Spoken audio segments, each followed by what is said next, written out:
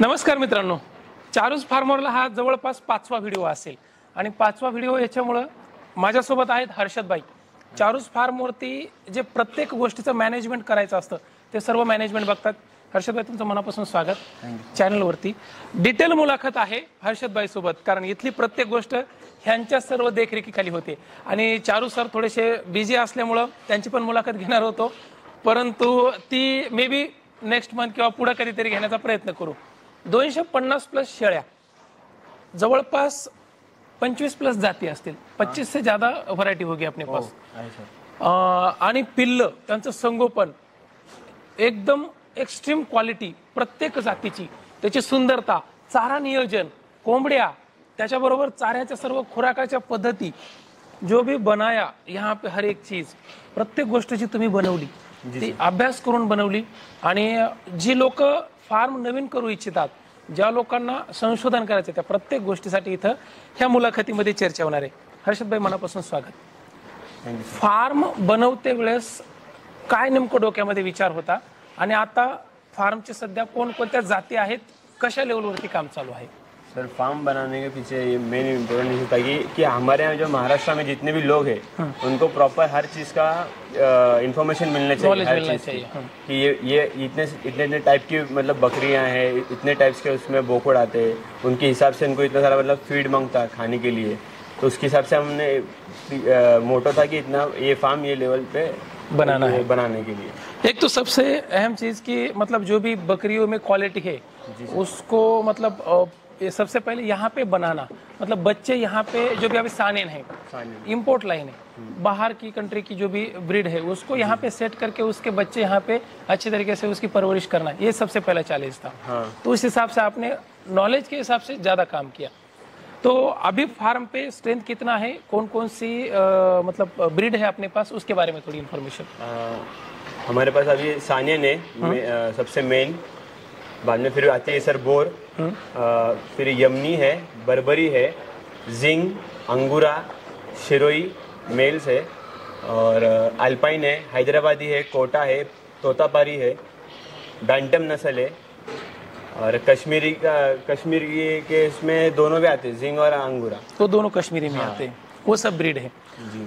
Bore के अभी देखो कैसा है, जनरली लोगों को ब्रीड पता होती है, उस ब्रीड के अंदर भी कुछ खामियां होती है, मतलब उसकी एक विशेषताएं होती है. फीचर्स रहते प्रॉपर. हाँ, फीचर्स रहते. जैसे कि बोर में हम देखते stud line, import line, full blood line. जैसे मैंने यहाँ पे अभी देखा सानेन में भी आपने एक अलग लाइन यहाँ पे मेंटेन रखी है, बोर में भी रखी है. तो इसके पीछे का रीजन क्या है? ये सब नस्ल के ऊपर काम करने का मतलब क्या? सर, हर चीज़ का मतलब एक ब्रीड पे काम करना चाहिए, मतलब कि लो से लेके हाई टॉप मॉडल तक. जैसे गाड़ियों में रहता है कि बेस मॉडल और टॉप मॉडल, उसके हिसाब से काम करते. तो आहिस्ता आहिस्ता उसको इम्प्रूवमेंट करते करते करते हम टॉप मॉडल तक पहुंच रहे. अभी एक्सट्रीम क्वालिटी लोगों को मिलना चाहिए उस हिसाब से. अभी तक मतलब काम चालू है, करेक्शन चालू है हर चीज़ में. उनकी सिंग में करेक्शन चालू है, कान में करेक्शन चालू है, बॉटल फेस आता है, लॉन्ग लेन की फीमेल आती है, मेल आते हैं. तो एक पर्टिकुलर ये सब फीचर्स है, ये इम्पोर्ट लाइन के बताते हैं. तो उसके पीछे हमारा काम करना चालू. मतलब इम्पोर्ट लाइन लाना भी है, उसको यहाँ पे सेट भी करना है, और उसके बाद में एक चैलेंज है कि उसकी प्योरिटी अभी मेंटेन करना है, ब्रीड को आगे भी बढ़ाना है. ये सब मतलब जो भी रिसर्च के हिसाब से देखते हैं वो सब. सबसे कैजुअल सवाल जी, ये जो यहाँ पे इतनी सारी नस्ल है, सेट हो पाती है अच्छी तरीके से महाराष्ट्र के वेदर कंडीशन में? जैसे कि पुणे का अगर एटमॉस्फेयर देखे, मतलब हवामान देखे, तो यहाँ पे कुछ दिक्कतें आती है क्या? अगर आती है तो उसको कैसे फेस करते हैं आप, सॉल्व कैसे कर पाते? सर, पूरा मतलब 100% भी हम उतना नहीं दे पाते. अच्छा. हमेशा मेरिट्स डिमेरिट्स दोनों रहते हैं, तब एक पॉजिटिव नेगेटिव रहेंगे तो ये करंट फ्लो करता है सर्किट में. उसी हिसाब से हर जगह में भी हर चीज़ में नेगेटिव पॉइंट्स भी आते हैं कि जैसे मतलब क्लाइमेटिक कंडीशन में नहीं सेट होती है. बहुत मतलब दिक्कत ये आती है कि कभी बकरी पीपीआर में जाती है, फिर जो उनका रूमेन रहता है वो सपोर्ट नहीं करता खाने का, क्योंकि उनका पानी का पानी का चेंज होता है. तो उसके लिए फिर प्रॉपर फिर अलग अलग प्रकार के अपने फीड्स देके, हरी पत्ती है, कड़वा है, रेड नेपियर है, इसके हिसाब से हम फिर उसको टाइम लगता है सेट करने के लिए, लेकिन एक बार सेट होती है तो फिर टेंशन नहीं रहता. जैसे आपने फीड का जिक्र किया यहाँ पे, मित्रांनो एक गोष्ट सांगू शकतो तुम्हाला, म्हणजे मी आवर्जून सांगणार आमची भाषा थोडीशी मराठी हिंदीमध्ये आतले आत प्रवास करणारच आहे. कधी मराठीकडे वळेल, कधी हिंदीकडे वळेल. ऑडियन्स सर्व आहे ना आपल्या महाराष्ट्रामध्ये, सर्वांना ती म्हणजे व्यवस्थित आहे. आता हर्षदबाईला हिंदी ही अंगवळणी जिभेला ती सहज सोपी आहे म्हणून ती हिंदीमध्ये येतात. मी पण कधी कधी तिकडे घुसण्याचा प्रयत्न करतो. तर समजून घ्या, उद्देश हा आहे की तुम्हाला प्रॉपर माहिती मिळावी. आता चाऱ्यावरती जसं आपण गेलो होतो, तुम्ही चाऱ्याकडे वळाले म्हणून मी चाऱ्याकडे येतो. आता आपल्याला सगळीकडेच फिरायचंय कारण फार्म खूप मोठा आहे आणि व्हिडिओ पण थोडा मोठा होणार आहे, पण लोकांना माहिती आहे, माहिती भरपूर आहे. चाऱ्यामध्ये नियोजन कसं केलं जातं दिवसभराचं? कारण ह्या जाती आमच्या गावरांपेक्षा उस्मानाबादीपेक्षा वेगळ्या आहेत.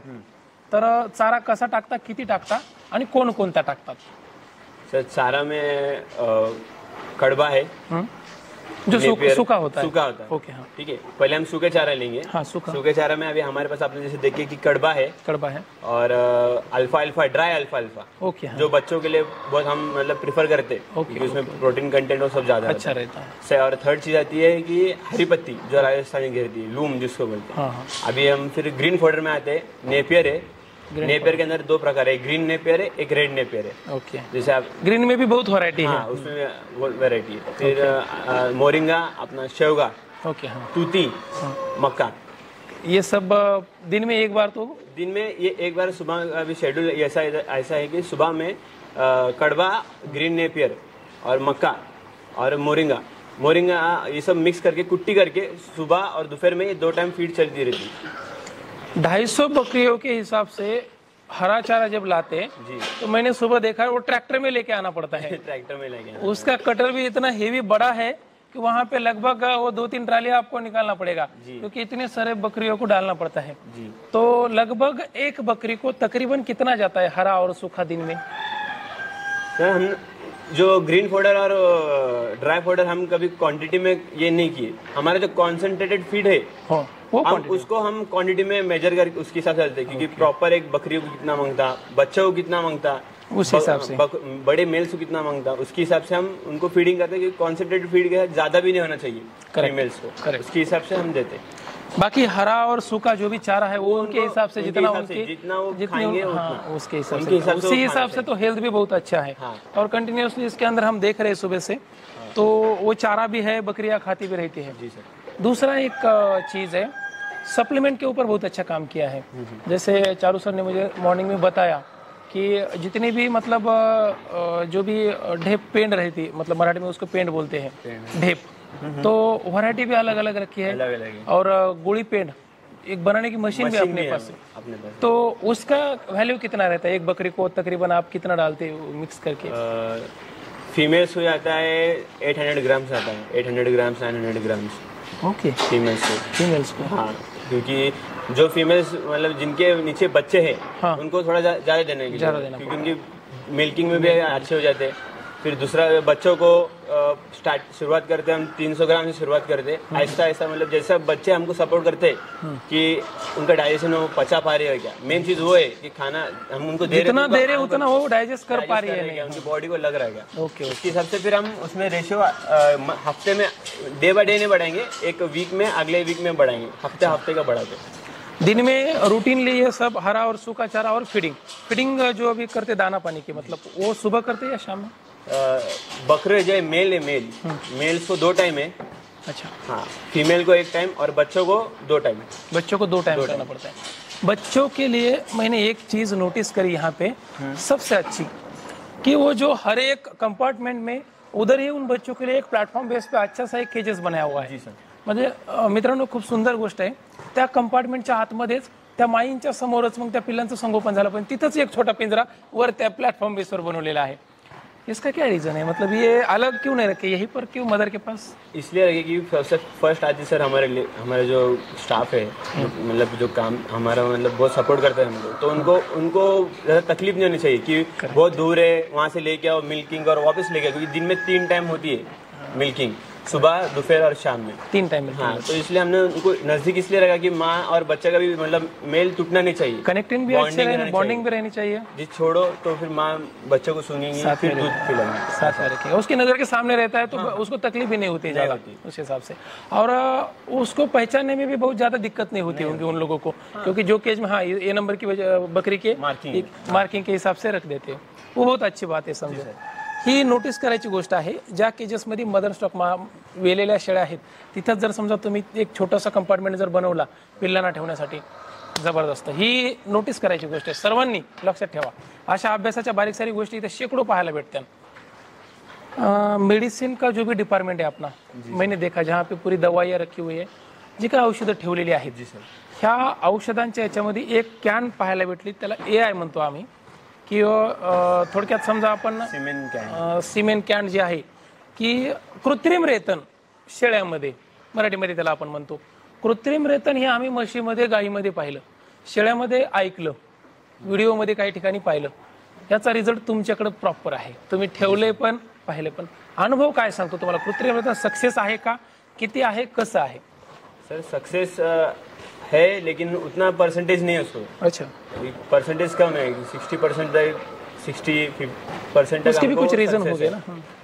तो इसलिए हम लोगों ने उसको मतलब कम लिए, ज्यादा नहीं किए उसके हिसाब से. मतलब ट्रायल बेसिस पे लिए ट्रायल उसके. बेसिस पे किए. बट बच्चे गिरे अपने पास ज्यादा नहीं है सर, एक दो ही है. दो है समझो, दो है. दो बच्चे अपने पास है कृत्रिम रेतन के. तो कृत्रिम रेतनच्या माध्यमातून सुद्धा इथं गाभण शेळ्या करण्यात आलेल्या आहेत. और दूसरी एक चीज है मैनेजमेंट. जी अभी देखो 60 बाय 100चा जवळपास केजेस आहेत. तर ह्याच्यामध्ये संख्या किती ठेवलेली आहे तुम्ही, केज किती बनवलेत आणि मजूर किती लागतात रोजच्या कामासाठी इथल्या? संख्या सर फीमेल्स, अगर फीमेल्स है तो 220 से 200 से 220 तक फीमेल्स है. ओके. बच्चे अलग है, उसमें खस्सी बोकड़ का डिपार्टमेंट अलग है. एक मतलब है. और जो बोकड़ के जो है वो तो बाहर हमने केजेस में रखे. जितने भी ब्रीडर है और जो भी मतलब खस्सी बिकने वाले बकरी के लिए जो भी आप बना रहे हो, वो सब तो अपने अलग, उसका तो एक कंपार्टमेंट अलग है. एक केजेस में एक बकरा है, क्योंकि उसको बहुत खास तरीके से पाला जा रहा है. मैंने देखा उसका, त्याचं फिडिंग पण एवढं सुंदर आहे मित्रांनो. आणि प्रत्येक पिंजरा, एक पिंजरा एका बोकडाला आहे. त्याला ऑटोमॅटिक पाण्याची सिस्टीम आहे. राजा महाराजासारखा थाट त्या बोकडाचा आहे तिथं. मग विचार करा तुम्ही. यहाँ पे जितना भी है तो 220 के आसपास है. लेबर कितना लगता है, डेली की साफ सफाई हो, डेली का फीडिंग हो या फिर मिल्किंग हो, उस हिसाब से? 4 से 5 लेबर लगते सर. 4 से 5 लेबर, 4 से 5 यहाँ पे जी. और पूरा मैनेजमेंट आपको देखना पड़ता है उस मैं हिसाब से. शोएब भाई. हाँ शोएब भाई सबसे, आज तो शोएब भाई नहीं मिले हमें. जी हाँ. उस दिन शोएब भाई थे हम जब आए थे. तो सानेन के ऊपर थोड़ा आते. मैक्सिमम अपने पास सानेन ब्रीड ज्यादा है. सानेन की खासियत क्या है, उसके ऊपर कैसा काम कर सकते हैं अपन? तुम कैसा कर रहे हो अभी, मतलब अपने फार्म पे कैसा फार्मिंग कर? सानेन की खासियत ये है सर, पूरी वाइट बॉडी आती है, गुलाबी, मतलब एक अट्रैक्शन पॉइंट ऑफ व्यू एक अच्छा है. सेकंड से आती है उनके सिंग, जो सिंग रहते हैं उनके.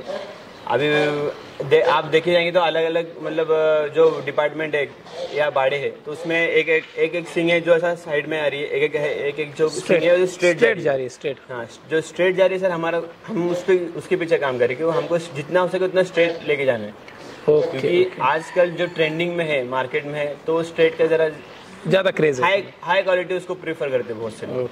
और सबसे मेन है sir body length, body frame, सब सिंग पे ही जाते हैं, लेकिन मेन चीज रहती है कि ओवरऑल रहते ही है तो बॉडी की लेंथ, हाइट और उसके कान.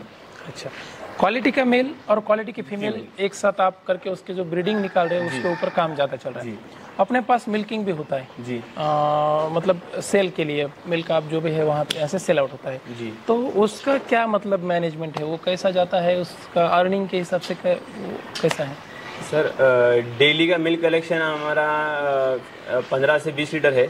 सभी फीमेल्स का, उसमें सानिन भी आती है, बोर भी आती है, बर्बरी भी आती है, बैंटम, जिंग, अंगूरा ये भी आती है. मतलब जो भी मिल्किंग बच्चों को होती है उसके बाद में जो बाद में जो मिलता है वो आप निकाल लेते हैं, सेल कर देते. तो प्राइस क्या मिलता है, डिमांड मार्केट में कैसी है?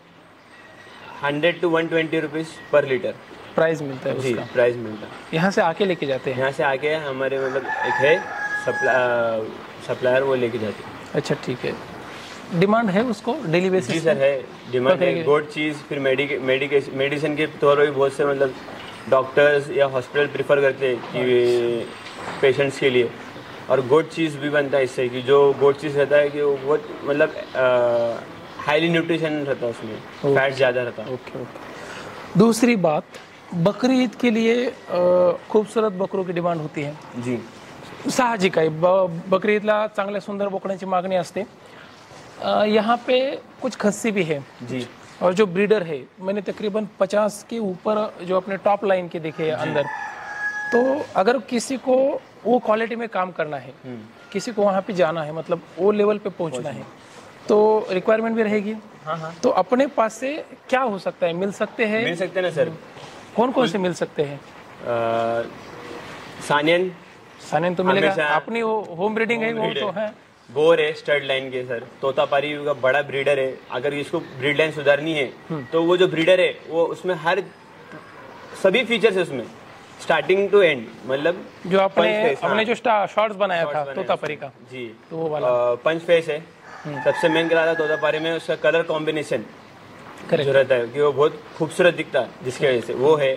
Heavy bone size, long frame, height भी है, लॉन्ग फ्रेम भी है, हेवी बोन साइज भी है, मार्किंग प्रॉपर है. प्रॉपर है. उसका जो पंच है वो भी प्रॉपर है. एक्सट्रीम पंच है. कानों की लेंथ भी बहुत अच्छी है. और नासी कलर थोड़ा थोड़ा, मतलब वो डॉट भी उसके डार्क ब्राउन. हाँ, डार्क ब्राउन नासी कलर बोलते हैं उसको. बराबर. उसके भी डॉट अच्छे है उसके ऊपर.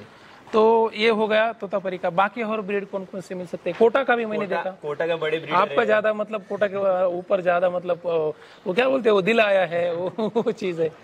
कोटा है, कोटा भी है. हैदराबादी मेन.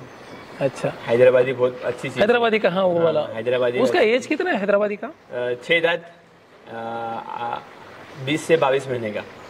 22 महीने का है. हाँ, हैदराबादी वाला वो भी अच्छा है, खूबसूरत है. उसके कानों की लेंथ कितनी है? 18 इंचेस. 18 इंचेस तक 18 की इंचेस चली.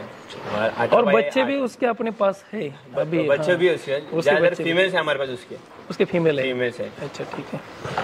मतलब ब्रीडिंग लाइन में अगर किसी को ब्रीड सुधारनी है या आगे चल लेके जाना है तो वो मिल सकते हैं. सर, प्रोवाइड करेंगे. अच्छा, ठीक है.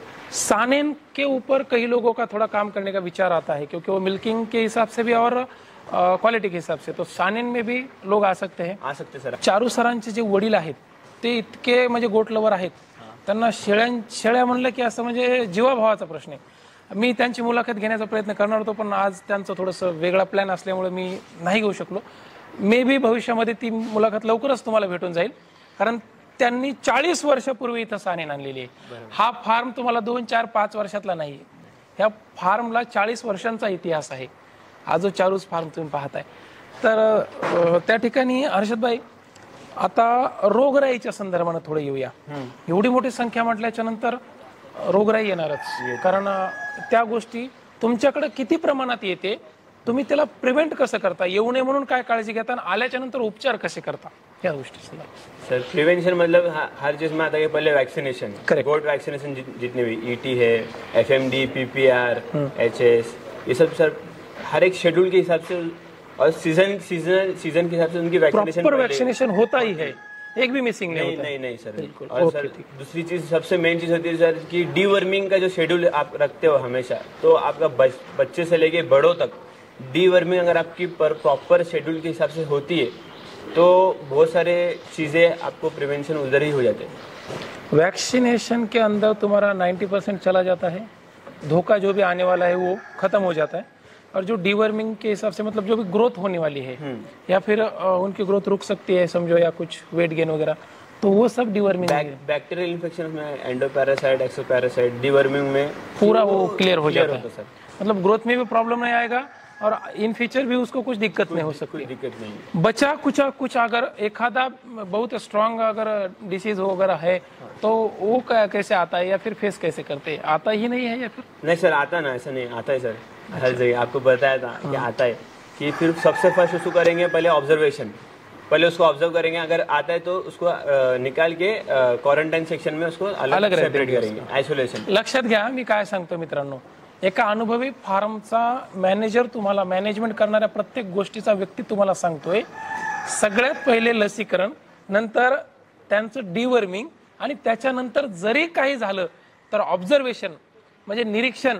माझ्या 5-25, 100-50 जेवढ्या शेळ्या आहेत, नजर मारल्याच्या नंतर मला कळालं पाहिजे की बाबा एखादी रुंगली का, उभी आहे का, ती उभी राहिली तर का उभी राहिली, लंगडायली का, मगाशी चालता चालता तिथे एक पिल्लू पायावरती धरला होता, मालकाचं लक्ष गेलं, ते लंगड्या त्यानं काऊन पायावरती धरलाय. मग सांगितलं की नाही, तिथं ते पेता पेता खालच्या त्याच्यात पाय अडकला होता. याला म्हणतात ऑब्झर्वेशन. काऊन उभी राहिली तर त्याच्या मागचं कारण काय, ये सब चीजें जो है ये बहुत इंपॉर्टेंट है। हमारे लोगों को ऐसा है थोड़ा सा कान में पत्थर लगाना पड़ता है तब जाके थोड़ा सा होशियार होते हैं, कारण आपण लाखोचा व्यवसाय करलो, हे काय असं थोडं जिकडून तिकडून पैसा आलाय, लाख के ब्रीड होते हैं, हजारों का ये यहाँ पे एक एक बकरी होती है, तो उसको ऑब्जर्वेशन सबसे इम्पोर्टेंट है। मेरे को पता चलना चाहिए कि बकरी को क्या हो रहा है, उसके बाद में वो सब चीजें होती है, पहले आइडेंटिफिकेशन होना चाहिए। तो आपका कैसा तजुर्बा है? ऑब्जर्वेशन, आइसोलेशन, क्वारंटाइन सेक्शन, उसके हिसाब से अगर पहले फर्स्ट टेम्परेचर लेंगे, उसके जैसा अगर टेम्परेचर आता है और बॉडी साइंस जो दिखाती है फीमेल, उसके हिसाब से उसकी फिर लाइन ऑफ ट्रीटमेंट फॉलो करेंगे, जो 3 दिन की भी रहती है, कोई 6 दिन तक उसको जाती है। करेक्ट। उसके ऐसे एंटीबायोटिक्स है, बहुत सारे फिर दवा, उसका मतलब उसकी बॉडी रिस्पॉन्ड कैसी करे दवाई को, उस हिसाब से हम आगे चलेंगे। आणि ट्रीटमेंट म्हणजे एवढी काय अवघड नसते, लसीकरण आणि ह्या सगळ्या गोष्टी केल्या तर अवघड नाहीये, परंतु अनुभवी फार्मचा आपल्याला माहिती मिळणं गरजेचं आहे। अभी देखो ये सब चीजें तो हो गई जी, मतलब डेली का साफ सफाई का शेड्यूल कैसा रहता है, समझो क्लीनिंग, पूरा फार्म का क्लीनिंग हो गया या डेली का सब साफ सफाई हो गया? शेड का क्लीनिंग ऐसा रहता है, पहले आते स्टाफ आएंगे, पहले स्टाफ का एक राउंड रहता है सबसे पहले आने का, कि क्या हो रहा है, मतलब किसने, मतलब किसका कैसा है, फिर होएगा बच्चों का मिल्किंग, एक बच्चों का मिल्किंग होने के बाद में फिर बकरियों को जाएंगी कुट्टी, जो mix green fodder dry fodder, उसके बाद में फिर जब वो खाते रहेंगे फिर वाटर फिलिंग और क्लीनिंग एक साथ में होते रहेंगे। मतलब पूरी बकरियां सामने चली आती है ये केजेस के आसपास, मतलब ये खाने के लिए फीडर के आसपास, तो वो बाकी पूरा वो खुला रहता है, तो वो टाइप पे वो सब क्लीनिंग हो जाती है। अच्छा, दिन में एक टाइम क्लीनिंग सुबह में ही होती है, क्योंकि शाम दिन रात में रहती है तो उनका सब मतलब सब गिरा रहता है लेंडी वगैरह, तो वो सुबह क्लीन हो जाती है। क्लीन दिन में एक बार क्लीनिंग कंपल्सरी है सर। और जो भी मतलब पूरा फार्म का समझो अगर इन्फेक्शन वगैरह कुछ है या फिर पूरा वाला जो क्लीन करना है पानी से वगैरह, वो सब कब तक? मंथली क्लीनिंग, मंथली, रेगुलर और वीकली नहीं हो सकता, इसलिए मंथली में एक बार पूरा हर चीज हो जाती है सर। अच्छा, ठीक है। हर्षद भाई, लोगों को एक मैसेज, जो भी करने वाले हैं, जो भी करना चाहते हैं या फिर कुछ लोगों ने पास्ट में किया था आगे करना चाहते हैं, तो उनके हिसाब से एक मैसेज क्या देना चाहते हो? बकरी पालन के अंदर क्या फ्यूचर हो सकता है या क्या कुछ चीज़ों के ऊपर ध्यान देना चाहिए लोगों को? सर, व्यूवर्स को ये मैसेज दूंगा मैं, जो आए हैं, जो आना चाहते हैं और जो करना चाहते हैं, उनके लिए ये है कि सर, गोट फार्म इंडस्ट्री में अगर आप आते हो तो सबसे मेन चीज़ है कि आपको पेशेंस रहना बहुत ज़रूरी है। अच्छा, तब आपको रिजल्ट मिलेंगे, कि उसमें मतलब अप्स डाउन्स, मेरिट्स डिमेरिट्स सब आता है सर उसमें। तो एक पॉइंट आता है कि तब नहीं क्या मोर्टेलिटी का रेट बहुत बढ़ जाता, तो उसको वहाँ पे आप स्टॉप मत हो कि क्यों हो रहा, ये क्यों आ रहा, तो उसको आप उसकी ऑब्जर्वेशन करो, उसका स्टडी करो, वो पॉइंट तक आप जाओ, तब आपको मालूम पड़ेगा। हमारे यहाँ भी मतलब स्टार्टिंग में हुआ, फिर हमने जैसे आप देखिए बच्चों को हम केजेस में रख दें, ये हमारा एक सक्सेडिंग की तरफ जा रहे का एक पॉइंट है कि बचा रहे हम उनको। दूसरी चीज़ ये है कि मोर्टेलिटी मेन आप जिधर बचाओगे उसका ये है, आप अच्छा रहेंगे। और तीसरा सर, वेट गेनिंग आपका मेन रहना चाहिए। वेट गेनिंग है आपका गोट फार्मिंग में तो अच्छा है। और कोई भी ब्रीड में आप काम करो तो शुरुआत में एज ए बेस मॉडल काम करो, तो एक पर्टिकुलर टाइम के में सर आप उसमें फिर अच्छे लेवल पे मतलब प्रॉपर फीचर्स में न तो टॉप क्वालिटी में वो ब्रीड जानी चाहिए। और एक साथ मतलब सब ब्रीड नहीं, कि आहिस्ता आहिस्ता एक ब्रीड करते करते आप जाओ तो उसके लिए अच्छा रहेगा। Okay, thank you. मित्रांनो, लक्ष द्या, या ठिकाणी सगळ्यात महत्त्वाचं हेच आहे की कुठल्याही व्यवसायामध्ये उतरताना त्या व्यवसायाची खोली, त्या व्यवसायाची व्याप्ती आणि त्या व्यवसायाचं फ्युचर पाहून उतरा। अभ्यास सगळ्यात महत्त्वाचा आहे, या ठिकाणी हर्षदभाईचं म्हणणं आहे। मॅनेजमेंट आणि अनुभवातून सगळे शिकणारच आहात तुम्ही। 10 ठिकाणीच्या ऐवजी 20 ठिकाणी भेटी द्या आणि मग ह्या व्यवसायात उतरा। स्पेशल ब्रीडवरती ज्यावेळेस जायचंय त्यावेळेला बऱ्याच लोकांच्या मनात शंका येते, मला ट्रेनिंगमध्ये म्हणले, पण सर मग एखाद्या ब्रीडवरती इतकी का किंमत, हैदराबादीला 50-50, 60-60 हजार, 1-1 लाख रुपये किमती का देतात, बोरला एवढी किंमत काय येते, सोजतला एवढी किंमत काय येते, कोटाला एवढे किमती का असतात, जनरल तर आपलं 10-12 हजारालाच बोकळं जातं। गुणवत्ता, त्या ब्रीडची वैशिष्ट्ये आणि मार्केटमध्ये लोकांनी त्याला दाखवलेली पसंती, ह्या गोष्टीनुसार त्यांचे व्हॅल्यू ठरत असतात। मग तसं पाहायला गेलं तर मग सोनं बी 6,000 रुपये 5,000 रुपये तो ग्रामनं जातं। मग त्याच्यात काय विशेष आहे तर त्याची गुणवत्ता। लोखंड का जात नाही एवढ्या महाग, बरोबर आहे का? उपयोगिता, आता त्या लोखंडाची उपयोगिता कितीतरी जास्त आहे। सोन्याचा काय उपयोग करणार तुम्ही? सोन्याचे का तोरण बांधून घरामध्ये का आपण ठेवणार आहेत का, पण त्याच्यामध्ये असलेल्या गुणवत्तेवर त्याला किंमत आहे. आपण जे म्हणतो तसंच त्या ब्रीडमध्ये पण आहे. तुम्हाला मार्केटमध्ये त्या ब्रीडची तेवढी सुंदरता, विशेष ह्या सगळ्या गोष्टी ज्या आहेत ना, काही लोकांनी जपल्यात, क्वालिटीवरती काम करतात. म्हणून त्या क्षेत्रात जर उतरायचं असेल तर तुम्हाला आधी सोन्याचा व्यवसाय करायचा जर असेल तर आधी त्या गोष्टींची पारख शिका, मला हे म्हणायचं. जी सर. त्या ब्रीडवरती तुम्ही विशेष बघा, त्याचं मार्केट बघा, त्याच्या व्याप्ती बघा, मग ह्या ब्रीडवर उतरा आणि 10 ठिकाणी भेटी द्या. या ठिकाणी चारू सरांनी खूप सुंदर फार्म केलाय. काय अडचणी असतील तर तुम्ही विचारू शकता, भेटी देऊ शकता. हर्षदभाई आहेत, हर्षदभाई पण तुम्हाला बऱ्याच गोष्टी सांगतील. माझ्या परीने मी तुम्हाला प्रयत्न करतो, शेळी पालनाच्या आणि ह्या व्यवसायाच्या क्षेत्रामध्ये जे काही लोकांनी केले ते तुमच्यापर्यंत पोहोचवण्याचा माझा उद्देश असतो आणि तो पण क्लिअर कट, निर्मळ, स्वच्छंद त्या गोष्टी तुमच्यापर्यंत द्यायचा प्रयत्न आहे. ह्या प्रयत्नासाठी तुम्हाला करा वाटलं तर लाईक करा, फार्म आवडला असेल तर 100% तुम्ही करणार आहात. आणि हर्षदभाईला प्रेरित करण्यासाठी हा व्हिडिओ जरा जास्त लोकांपर्यंत शेअर करा, जेणेकरून तो व्यक्ती अजून इथं काहीतरी संशोधन करेल आणि तुमच्यापर्यंत मी ते आणण्याचा प्रयत्न करेल. धन्यवाद हर्षदभाई. आणि विशेष म्हणजे फार्मचे ओनर चारू सरांचा पण खूप जास्त मनापासून आभार. त्यांनी सगळ्या गोष्टी उपलब्ध करून दिल्यात आपल्यासाठी. तुम्हाला पण इथं सगळ्या गोष्टी माहिती मिळतील. फार्म ॲग्रो टुरिझमच्या हिशोबानं खूप पुढं वाटचाल करतोय. इथं फक्त शेळीपालन, कुक्कुटपालन ह्या सगळ्या गोष्टी नाही आहेत, तर एक्स्ट्रीम लेवलवरती भरपूर आहेत. 5 ते 7 व्हिडिओ बनलेत. चारूज फार्म मुक्काम निगोजे, चाकण, MIDC मध्ये जवळच आहे, महिंद्रा गेटच्या समोरच आहे. आणि सगळ्यात महत्त्वाचं म्हणजे पुण्यासारख्या सेंट्रल पॉईंटमध्ये आहे महाराष्ट्राच्या, म्हणजे इकडे भाग जास्त लोकांचं येणं जाणं असतं. भेट देऊ शकता. धन्यवाद. पुन्हा भेटूया पुढच्या व्हिडिओमध्ये. तोपर्यंत जय हिंद, जय महाराष्ट्र.